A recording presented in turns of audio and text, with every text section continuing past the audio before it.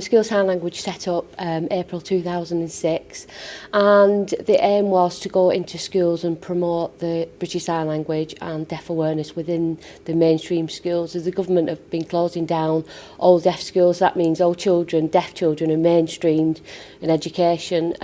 So this quite worrying, really, thinking about the other hearing children who had no knowledge of British Sign Language or deaf awareness. So that was the reason why we set up the project, is to go out into schools. But then very quickly there was lots of opportunities for individuals and other organisations and private companies who also wanted to learn British Sign Language, maybe for the frontline staff or, you know, that kind of environment. And then quickly came the interpreting services, which was obviously a need. People were approaching us and needed that service, so we set up that. And then also we had colleges come in asking us if we could provide communication support workers, as if one of their staff was off ill, we could supply that cover for them. Well, I set up the business in 2006, and before that I had all these ideas about this business and I had absolutely no idea where to go, what to do or how to do it. And I was told to go and visit Bootstrap, and there was a business advisor there, and I saw Lynn Trickett, and I explained all my ideas that had been buzzing around on my head for weeks and weeks and weeks.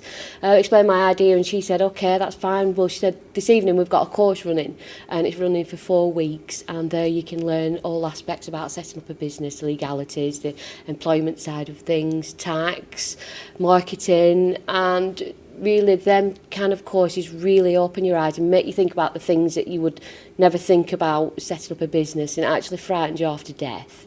But if you're passionate about what you do and you believe your project will work, then you know you will do it. So I went on the course, and that lasted for 4 weeks, and in between that time I had to create a business plan, which then Lynn went in front of the board at Blackburn with Darwen Council, and I was awarded £1,600. I felt like I'd won the lottery, running £1,600, but I got that, and probably about a week later it had all gone on the marketing, setting up the limited company, etc. Julie Francis approached me, and she gave me some information about the project that they were running.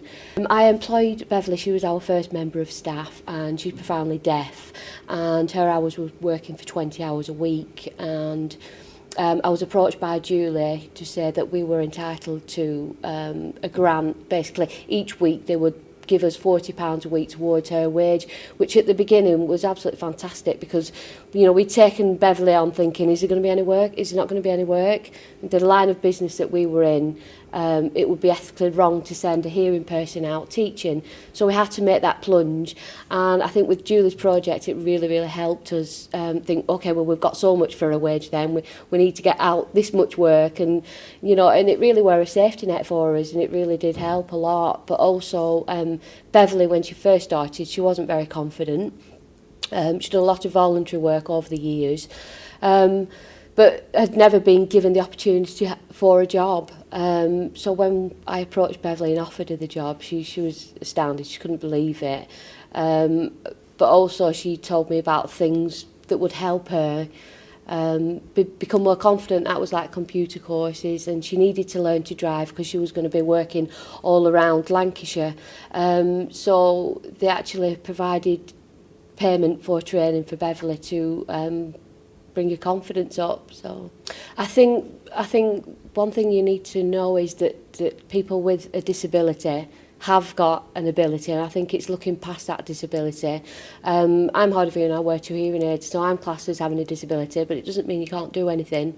In my line of work, I see discrimination daily, and at this day and age, you really wouldn't think it happened. It's about giving those people a chance and seeing past the disability. To get on Julie's project was very simple. We just set up one meeting, and she came and obviously needed proof of Beverly's disability, and we filled out a form, and the money came every week straight into the bank. No worries.